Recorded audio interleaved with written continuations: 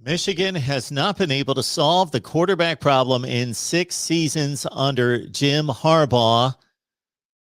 They hope that they found the answer today in a familiar place with a familiar face as well. MarkRogersTV, the voice of college football, responding to breaking news out of Ann Arbor that the Michigan Wolverines have hired a new quarterback coach, and he comes by way of the NFL and the Baltimore Ravens. And so we're going to be here for the next several minutes with you, taking your calls, your comments, your questions on the live chat. So again, this is one reason why you need to subscribe. Hit the bell for the notifications to know when we go live.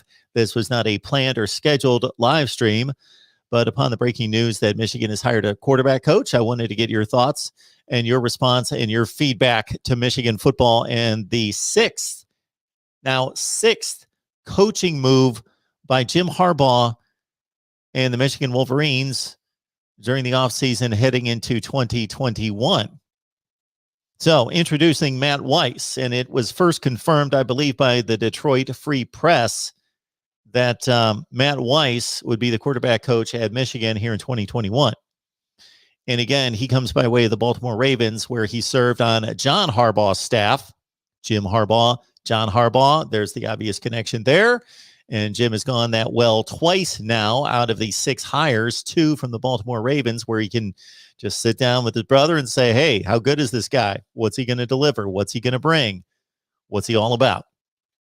And so Jim Harbaugh has done that once again with Matt Weiss, who, again, was in Baltimore for 12 seasons.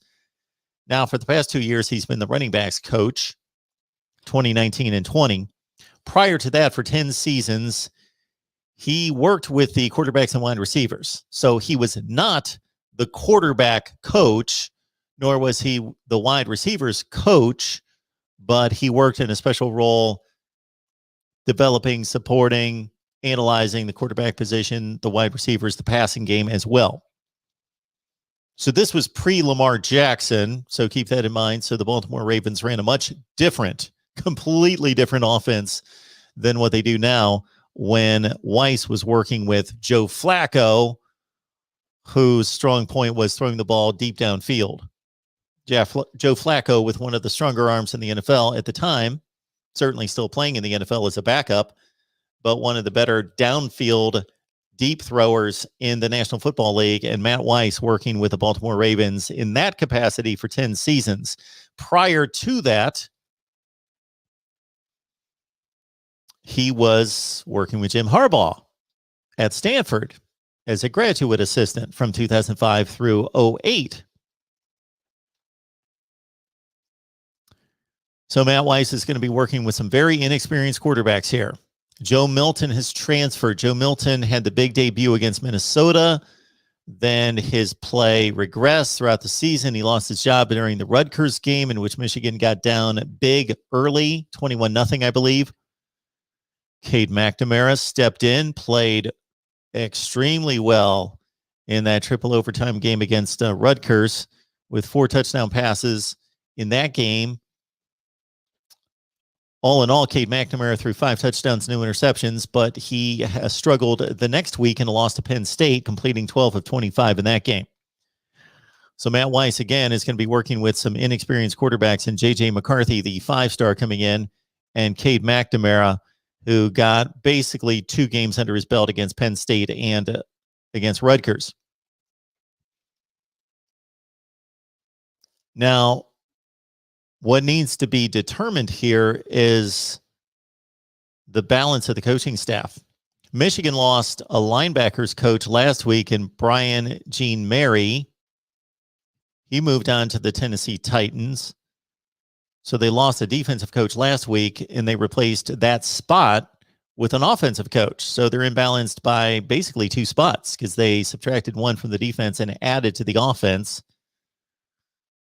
And so there's going to have to be either expansion of the coaching staff, or if they're given that leeway, if they're given that budget, or shuffling around on the defensive side to have coordinators and co-coordinators take up more position responsibilities. So Michigan needs a linebackers coach, but they've added a quarterbacks coach in Matt Weiss. All right. Like to get your thoughts, your feelings, your response to Michigan football in particular. You can ask me about anything, of course, in college football over the next several minutes here.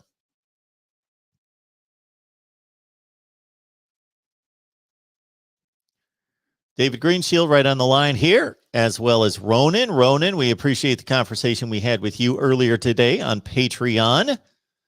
So, folks, head on over to Patreon. Just grab the link in the description section of any of the videos. You can go to any of the videos, grab the description link, the link in the description section of any of the videos right next to the Patreon description. You'll find the link right there near the top of the description section. Grab that link, head on over to Patreon. Join us there. You can talk to Ronan and me.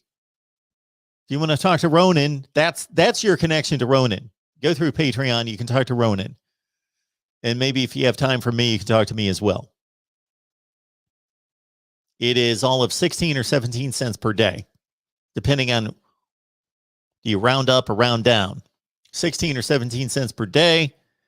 And exclusive live streams as we had today earlier, in which I showed everybody my fancy equipment. And then, of course, we've got watch parties during the season. A lot of good stuff going on there. Oh, unfortunately, I was trying to answer this call, and they either hung up on me or I accidentally hung up on them. So please call me back. But again, please join us on Patreon. It's a heck of a good time. Exclusive live streams, insider look to the voice of college football, watch parties, and my predictions. They would have made you money this past college football season. And we had 3 predictions on Super Bowl Sunday that would have made you money. I got the game right against the spread, got the money line right, and also we had Steve Merrill on from Pro Sports Info with a prop bet that pulled through. All right. So again, I either hung up on somebody or they hung up on me. So either way, please call back. How's my Sunday? I'm making dinner plans currently, Kingslayer. So I appreciate you asking how my Sunday's going. So trying to figure that out in terms of the all-important who is going to get food and what are we going to get and how good is it going to be? To decline. Okay, Mark Rogers TV, the voice of college football. The call will Who's start on the at line? Hello, who's on the line? Back to Sunday work, huh, Mark Rogers? Well, maybe just this one time. There you go. Hey, I'll take Mark Rogers TV anytime. David, So, we'll take a call from you how are you anytime as well. I appreciate that. Thank you so much. Well, Jim Harbaugh, hardly. Jim Harbaugh continuing to rearrange coaches, huh? That's 6 hires this offseason. So at least Yeah. they're trying. They are shaking things up. Yeah, I think this is obviously an act of desperation because he knows that he obviously put up or shut up. I think that, what's interesting is I always wondered about that Josh Gaddis hire that they had made, when they had brought him in as this, kind of the offensive mind. And, I wondered whether he was really the brains behind that outfit, when he was coaching in Alabama. And, of course, Michael Oxley, there was kind of an interesting debate because Michael Oxley took the job at Maryland and had always said he was the one that kind of was the influence there. But, I think that's the big thing, Mark, is you have to – this is what I think he's really missed is we talk about player development, and that's your assistant coaches. And, for whatever reason, he's other than maybe, having some good defensive staff since he's been there, he's never really found really good offensive staff. Now, maybe Mike Hart could be a good running back coach for them, but you really have to, bottom line, find an offensive coordinator that's innovative, and then particularly a quarterback coach that can develop a quarterback. That's why we're lucky as an Ohio State fan to have had who we've had in Ryan Day.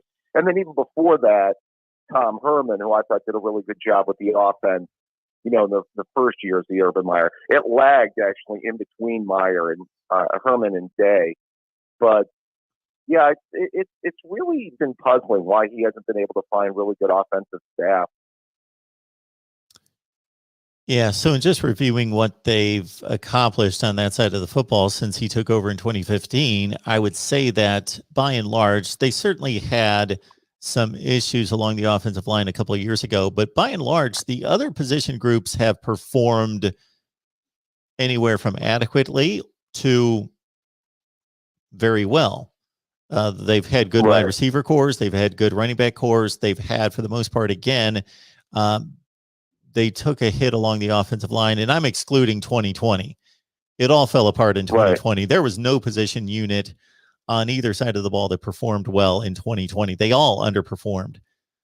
Well, I will say this, Mark, real quick. They did used to have a very good offensive line coach in Ed Warner, who we had at Ohio State, and did a really good job with our offensive line the first 2 or 3 years of the Urban Meyer era. I don't know what happened there, but I've always thought he was a good offensive line coach. Yeah, so basically where I was going there is just, again, if we had a Michigan person here evaluating year by year by year, but I think I've got a pretty good handle on it, watching them play 8 or 10 games a year, that they basically haven't underachieved at those other positional units from 2015 through 19. Again, I'm going to discard 2020. It's been two things in my mind on the offensive side. It's been lack of, in some instances, signing a big time quarterback, and in some instances not developing the talent that they did sign. So the quarterback play has been, it's not been horrible, but it's not been to the degree that it needs to be to compete with Ohio State, certainly. So the quarterback play has been substandard. And then also, the scheme, the play calling, the being able to develop an offense to where everybody knows what is the calling card, what is the identity of this offense. And I don't think they've had anybody that's really been innovative or done anything that has shown to be, okay, this is the staple, this is what we do, and this is who we are. I think they did that maybe the first couple years when Harbaugh first came in, and they were still married to an old style, pro style offense, which it worked for what they were doing, but they tried to change it over, but they just kind of implemented aspects of an updated offense with what they've done in the past. And I just think that those two components have been the big letdown to the Michigan offense. Quarterback play and lack of play calling and an innovative scheme. Yeah, I think he was a little bit slow to adjust out of the pro style split back I formation. I think he was probably a year or two behind to try to move to, the more air raid type spread offenses that we were seeing. I think those first few years, you're right. He tried to win with the I formation. He actually did get a good year out of Jake Rudock, the transfer from Iowa, his first year as head coach there. I thought he played pretty well at quarterback, the Iowa transfer. I will say, as far as kind of their positional groups, they've had some good offensive linemen in the Ed Warner era. I thought they had a few good wide receivers a couple of years ago when they had like Collins and Peoples-Jones and Tariq Black, and some of those guys were solid players. But again, you're right, they didn't have the quarterback play. I would say one other thing, though, Mark, I don't think, one other position, I don't think, and we'll see with Mike Hart now being the running backs coach, I haven't really seen an elite running back or tailback there. Have you? I mean, nobody to me that's ever really stood out.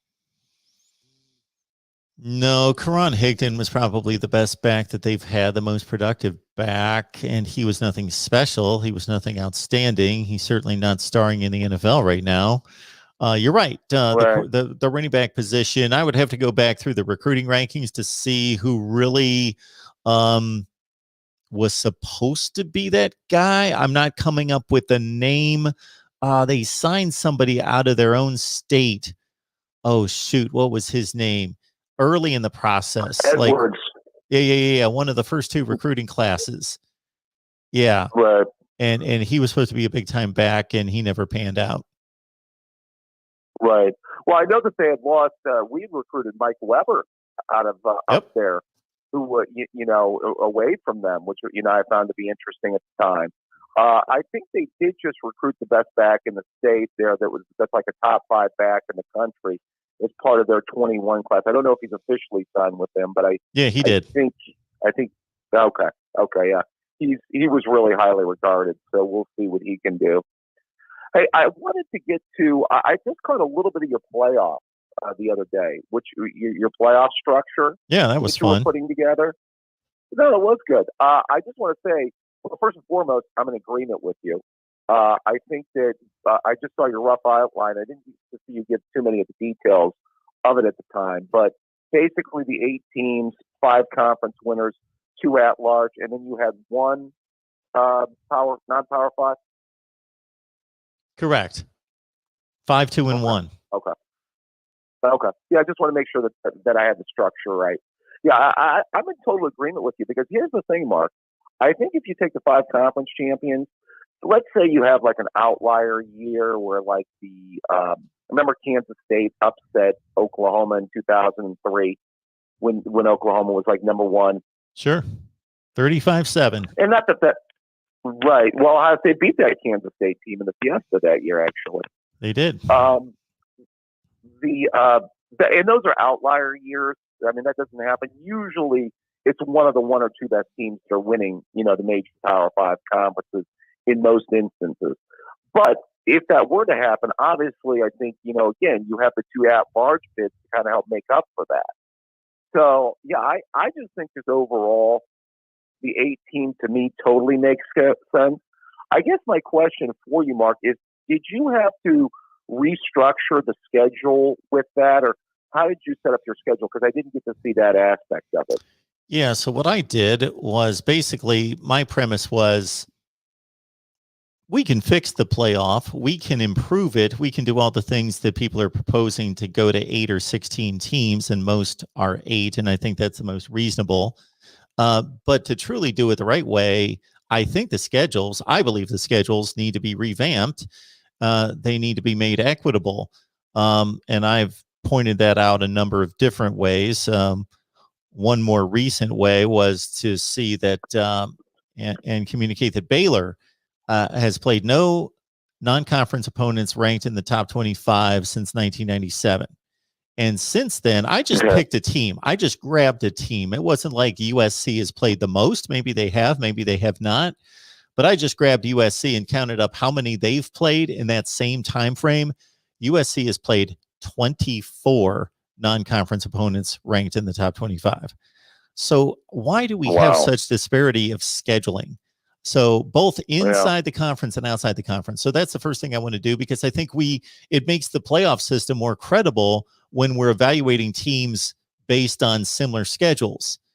And right, it's not a perfect system. Of course, I never claimed it to be a perfect system, because one big reason is because nobody can see into the future. So the schedule can be built in an equitable way, but it's not going to play out perfectly to where everybody's playing the same strength of schedule, because you can only base it on the previous year's wins and losses. But I guarantee that it's going to be far more equitable, because teams don't change much year to year. And right now it's not equitable in conference or out of conference. So that was the first step in that. And I released a video for each conference to say, this is how I would approach scheduling and build a scheduling format in each conference. And then released a video that said basically no buys. And this is why we should not have any buys in the playoffs. And then we had that live stream the other night. And I certainly didn't unveil my playoff system as being anything ingenious or anything out of the norm. A lot of people have proposed all 5 conference champions, 2 wild cards, and then the group of 5. The 2 things that I'll say, David, is that I wrestled with either going the route of 5 conference champions and 3 wild cards and excluding the group of 5, or the format that I went with. And I got to say, for anybody who's proposing that we exclude the group of 5 and they can go play their own playoff, I'm not saying that that's wrong or that that's not a good system, because I can certainly see that. I guess I made my determination based on thinking, okay, if there was a clear clean, distinct difference between Power 5 football and Group of 5 football, I would have been more inclined to go that route. But I think that there is such Right. an overlap. You know, when there are 65 Power 5 teams and Boise State and UCF and go on down the line, Memphis and Cincinnati, and those schools on a regular basis are better than 30 and 35 of those, then I just Right. think that there's such an overlap. Why not give them 1/8 of the pie and allow them to compete? Right. So that was the decision I Well, made there. Yep. No, I was just just a few things on the scheduling, Mark. I just want to kind of clear up. Number one, just to kind of take these one at a time if you want to. It's still 12 games, and you believe in 9 conference games and then 3 non-conference games. And also, last component is at the end of the season, is your structure that the quarterfinal game should be done, let's say, in the 4 major bowl games, and then you do semifinal, final with that? How far would that extend that season? The last thing I'll say about my structure, the 5-2-1, and that I wanted to differentiate from some other people, because again, that's nothing revolutionary. A lot of people are suggesting either a 5-3 or a 5-2-1 format for the college football playoff. But I never heard anybody determine, outside of saying, you know, we would select wild cards or we would select a group of 5, that I came out with a bullet point priority list of tiebreaker system to determine who the wild cards would be and who the group of 5 would be. Okay, when it comes to the early round games, as you well know, a lot of people push back on expanding the playoff because they believe that there will be less meaningful games in the regular season. My argument is that there would be more meaningful games, because instead of just having 3 or 4 games be meaningful the last couple of weeks of the season each week, there would be more opportunity to get into the playoffs. Therefore, there would be more meaningful games. And I didn't address the on-campus versus bowl location issue. The one thing I will say for playing on campus would be, this is one way to eliminate this this fear that people have, that I just don't see it playing out very often. I'm not saying it would never occur, but to where Alabama would be, yeah, we're undefeated and we're playing Auburn the last week of the season. We don't really need to win that game. We're going to be in the playoff. That mentality, people think that that's going to creep into college football. But if we would play the first round on campus, would Alabama want to play that game to secure a home field advantage for the first round, or would they want to travel to Seattle, Washington, or Camp Randall Stadium in mid-December and play a playoff game? So maybe that would be the key to bringing meaning to every game in college football. Right. Well, I mean, you know, because these are the obvious things that you're going to wrestle on. This also, just on the aspect of the way you have it structured. Oh, by the way, do you agree on the 9 conference games and then 3 non-conference as well? And then the other part of my question was, is how far do you think your playoff schedule, now doing 8, would stretch out the season compared to where we're at now? So I wrestle again. So even though I propose some of these things, I remind people all the time, that doesn't mean I'm adamant about each one of these, that I'm not open to there being an alternate way to do it or other viable options. So the 8 versus 9 games is one of those arguments, because to me, the reason I like the 9-game conference schedule is because we've got leagues that are 14 teams large, and you're playing 8 opponents, or you're playing, 8 opponents, and you're not playing 5 teams in the conference. That just seems ridiculous. And you're seeing, so again, I tried to come up with examples to depict how ridiculous some of these things are. And one was the Baylor versus USC opponent quality of opponent ratio. The other one is, think about this: Texas A&M and South Carolina are designated rivals, and I put that in quotes, in the SEC. They're not rivals, but they are designated to play every year. So in the next, let's say the SEC doesn't change anything. In the next 60 years, Texas A&M and South Carolina will play 60 times, and Alabama and Georgia are going to play 10 times. Auburn and Florida are going to play 10 times. Georgia and Texas A&M are going to play 10 times. Really? Is that game 6 times more important to play, Texas A&M and South Carolina, or Kentucky and Mississippi State, than some of the best teams in the SEC playing? We would get rid of that, that ridiculous rotation.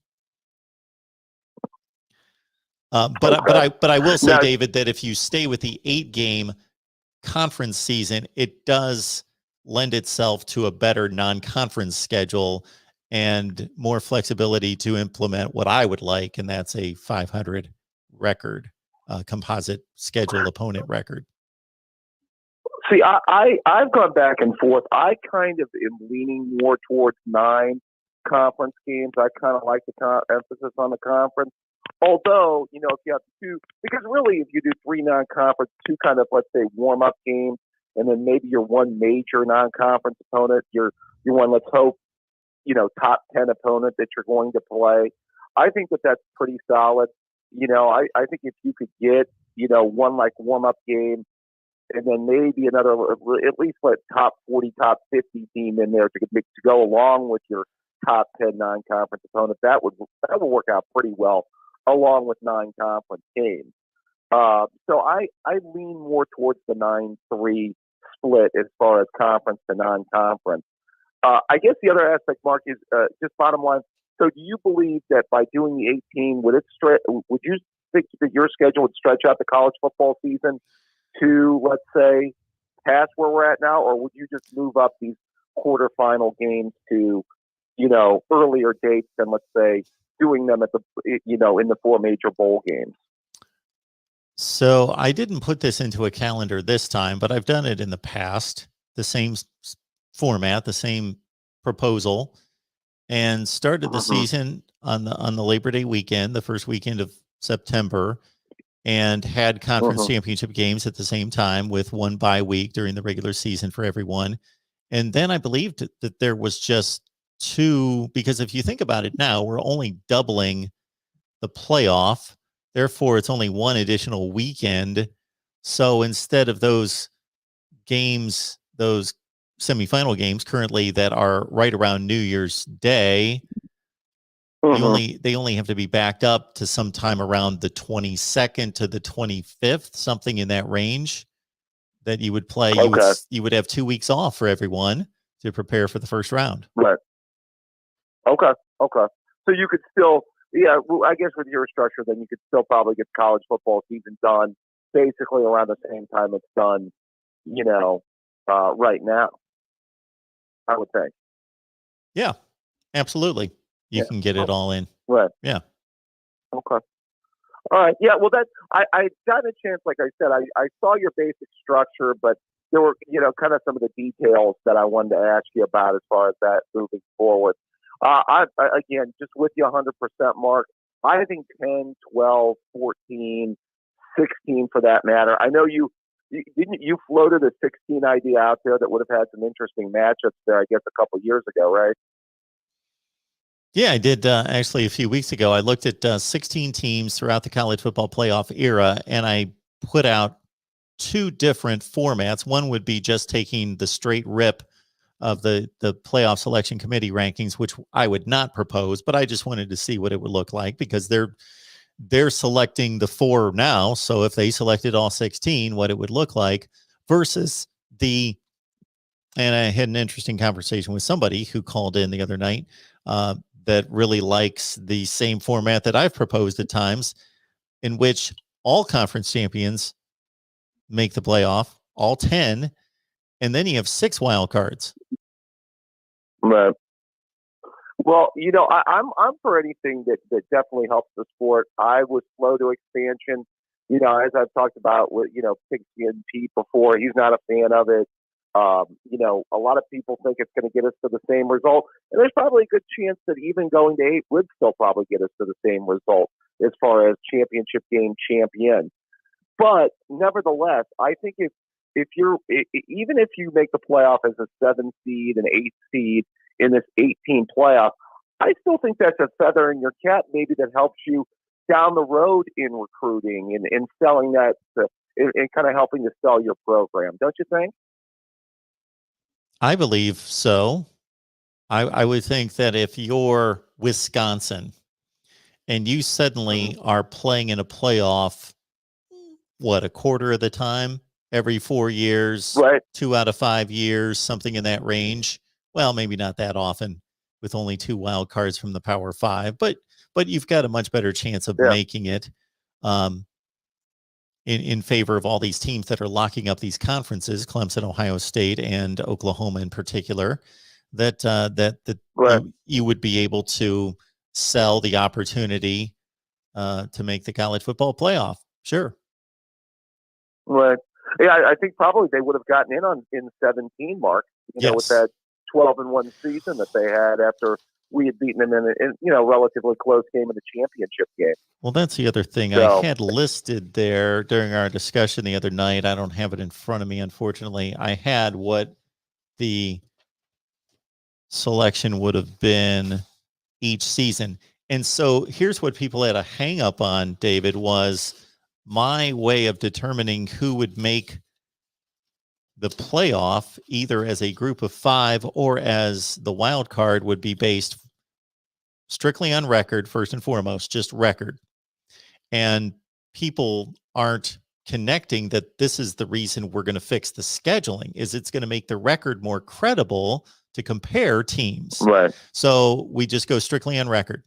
And then second would be head to head, which doesn't seem like it would come up often, and it would not. But at the same time, I was going through the playoffs and what they would be. And actually, a couple of years ago, we would have had an interesting situation with Florida and Georgia were both 10-2, and Penn State and Minnesota were both 10-2, and they played each other. That's the year Minnesota beat Penn State 2 years ago, and of course, Georgia beat Florida. So it would come up once in a while, but not very often, a head-to-head, because you'd be comparing teams outside the conferences. But and then the third factor, I just thought I'd go with strength of record, which is a combination of your strength of schedule and your dominance against that schedule. So I would neither want to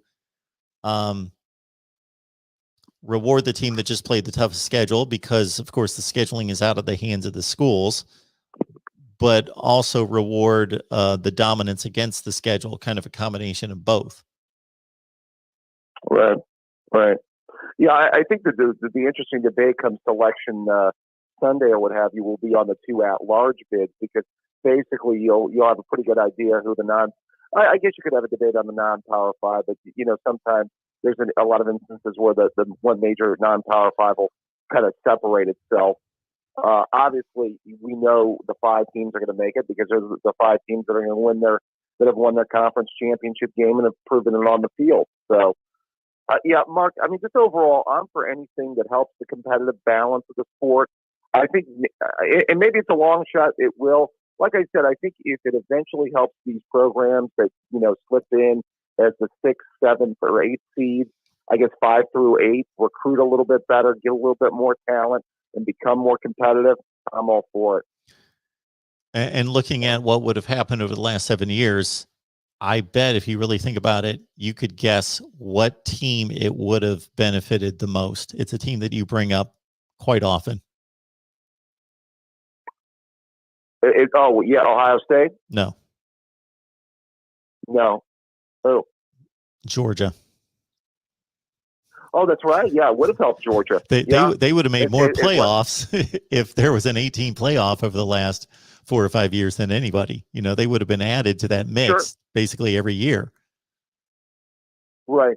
Well, obviously, Ohio State would have gotten in 17 and 8. Yep. Right. Yeah, you're absolutely right. Yeah, Georgia would definitely be a team that would get into an 18 playoff. Yeah, they would be probably, even if they lose another tough SEC championship game to Alabama or something like that, akin to what happened in 2018 to them, they would be the perfect one of the 2 at-large bids. Yeah, that's right.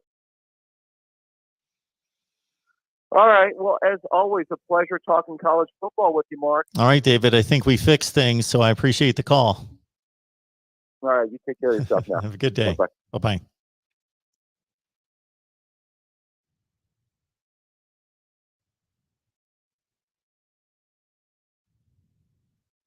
My son wants to go to Subway. I thought we could do better than that.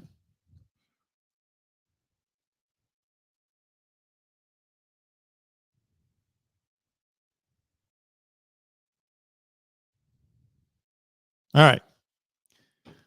Appreciate that, Mark. Playoff episode was excellent. Yeah, it was a fun time talking to everybody.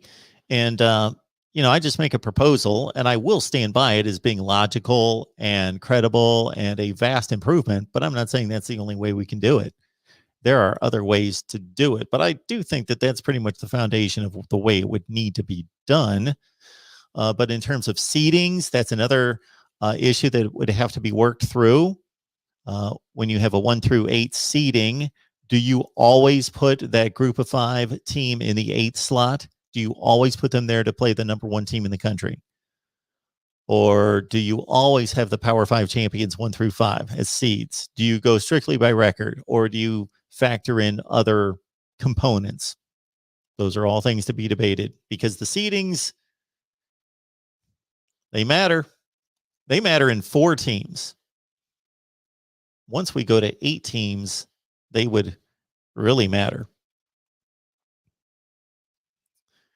They would really matter.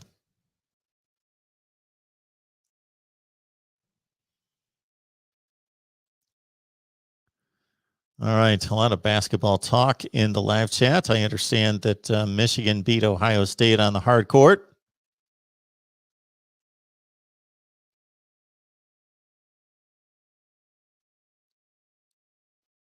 And I simply got on here to talk about Michigan's quarterbacks coach coming in from the Baltimore Ravens.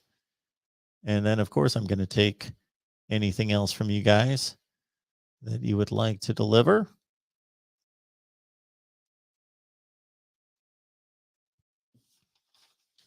What I did today was we had that conversation a couple of weeks ago about, I think it was just last week, about disputed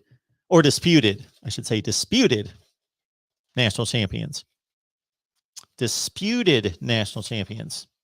So I started looking at one particular year of 1996. So going to post a video on 1996 and what that would have looked like.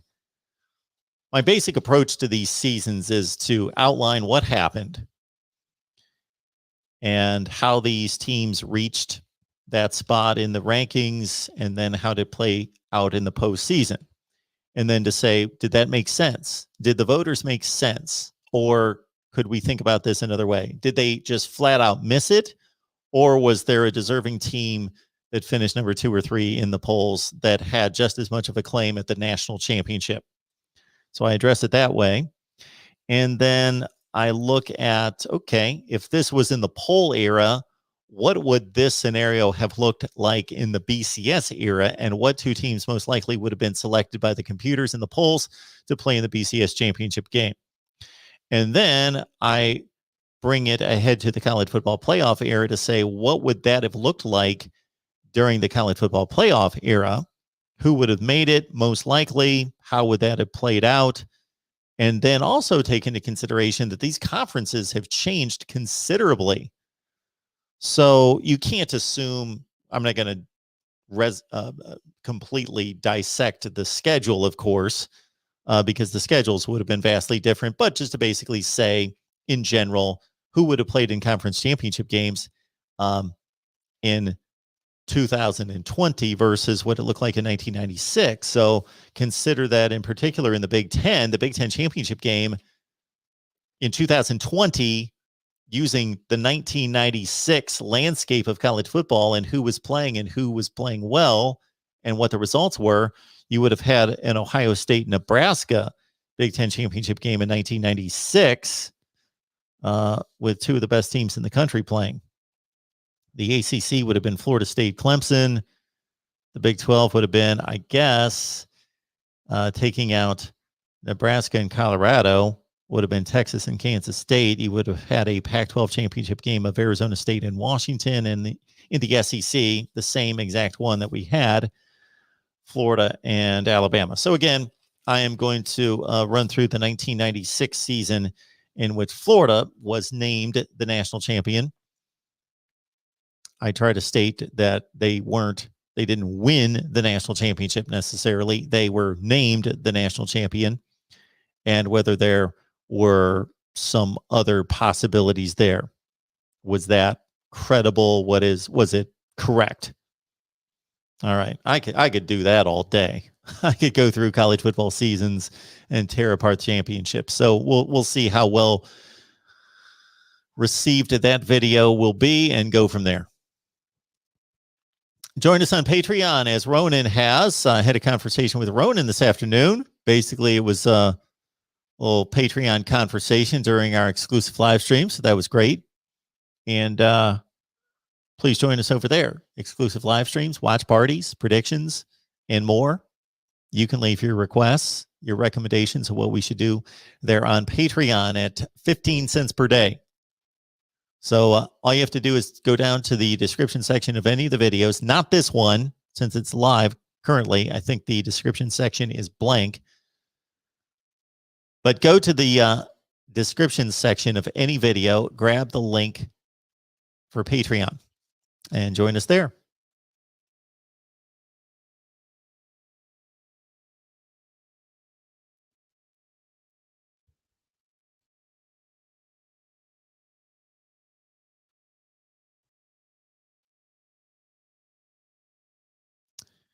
And I have had my notes from my top 25, my way too early top 25 that's turning into a less than too early top 25. I've had them sitting around for weeks. I've had them sitting around since basically after the championship game, and I'll have to post that video soon as well. Lewis, good to see you. Nate, Lenny, David, of course, who called us. Subway, Ugh, I'm with you. Let me back up on the Subway take. I'm good to go to Subway. I do it maybe once a month. There's nothing wrong with Subway. I will say that because Subway, you are welcome to sponsor us, but just not necessarily what I want right now. This stream is not about Georgia, Lenny. This stream is about whatever you guys are calling me about, but it started out dealing with the Michigan quarterback coach coming in from the Baltimore Ravens. Roger Smith, it was great to have you on Patreon as well. Can't wait to see your equipment upgrade operational. Yes, there's a difference between purchasing all this that I've got all over the place. I don't know what you can see here, but you can't really see anything, so forget it. And yeah, I've got a serious sun issue here, and the windows are wide open with no blinds because I typically use this for natural lighting here. So not the best time of day to be doing this with the way I've got this set up right now, but this is what we've got. All right. Anything else, folks? I just wanted to hit on this Michigan quarterback situation with, again, for those of you who missed it, watch the video once it posts. Matt Weiss, after 12 years with the Baltimore Ravens, taking over as quarterback coach with the Michigan Wolverines. It's Jim Harbaugh's second hire from the Baltimore Ravens. Pretty easy to see what the connection is there. Mike McDonald as co-defensive coordinator came in from the Ravens. And Matt Weiss, again, did most of his work at the quarterback and wide receiver position with the Baltimore Ravens when Joe Flacco was at quarterback in the offense pre-Lamar Jackson. So I don't know if that has anything to do with his background, because you've got a quarterback's coach basically now who worked as a graduate assistant when Jim Harbaugh was running a pro-style offense with Andrew Luck at Stanford. Then he goes to the Baltimore Ravens and works with quarterbacks and wide receivers while Flacco and company are running a pro-style with the Ravens. He moves over to the running backs coach in 2019 and 20 when Lamar Jackson takes over, and the Ravens completely revamped the offense. And now he takes over after 12 to 14 years running a pro-style offense or working with a pro-style offense. He wasn't running it, and goes back to Michigan. Michigan, again, they're one down on the defensive side of the coaching position and +1 on the offensive side. And this Mr. Matt Weiss will be very integral in the development of J.J. McCarthy, the 5-star coming in, who will battle Cade McNamara for the starting position. Joe Milton has transferred. Dominic, good to see you. CJ's looking for a call-in number. My apologies on that.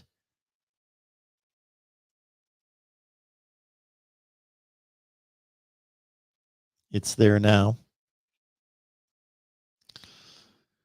Rod Farva says Michigan should just start McCarthy. He's a big talent who will likely be gone after his 3rd year. Love the shadow look. Yeah, it's quite distinguishing. Lewis is telling us that Matt Weiss also went to Michigan. Okay. I had a conversation with an Arkansas guy from Pig Trail Network today. We had a great conversation, so that video is going to be released here in the next few days. One to start the And call look will forward to choose that. decline. The call will start at the Mark beep. Rogers TV, the voice of college football. Who's on the line? What's up, this is CJ? I just CJ. want to say, bro, you kind of look like a bug, my nigga. Like, you look fucked. Fortunately, it doesn't take me more than a second or two to get rid of that type individual. And of course, we can just block them. So let's get on that. This person is a complete moron.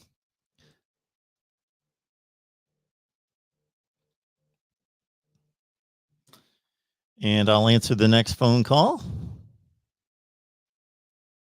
And so whoever that was, just please call back. Please call back.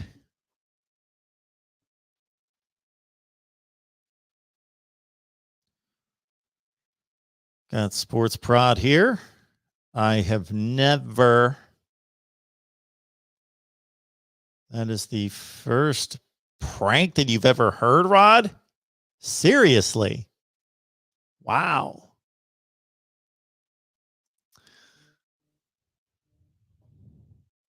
So what's great about this now is that this person is completely muted to start out, just in case. So if it is somebody. Hey, it's Mark Rogers TV, the voice of college football. Who's on the line? Hello? Hello, Mark Rogers TV, the voice of college football. Who's on the line?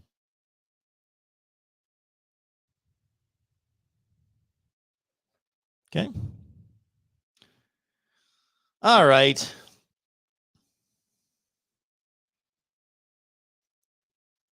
Once we get to that point with the phone calls, I think it's pretty much time to wrap it up. I think we just got on here to talk Michigan quarterback play. Got a call from a really good phone call from David Greenshield. Appreciate that. I'll be back here tomorrow at noon Eastern time. So keep that in mind.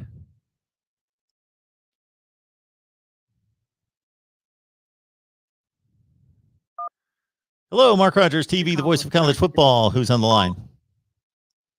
Hello. Yeah, who's on the line? Fuck. So is our boy CJ. Hopefully CJ's watching right now. I got a little message for you, CJ. So here's the deal. You're you're young and stupid and basically a moron right now, but things may change. I can't guarantee that, unfortunately. Hopefully you're being raised in a decent way. It sounds like you're not. But at some point, you may learn a little bit better, and hopefully, but I can't guarantee it because many people grow up and they they continue to be idiots. But some people actually grow out of it. So hopefully you're one of those people, and actually you're going to have better things to do with your time. You're going to have a life that's meaningful and valuable. And all life is meaningful and valuable. So hopefully we get to that point, and you're able to do better things with your life and with your time. So I wish you all the best. I hope for all the best for you, that you'll have more meaningful things to do with your time at some point here soon. All right. Great to hear from everyone. We'll be back here with Pigskin Pete coming up here at noon Eastern time on Monday. And then we've got a call-in show.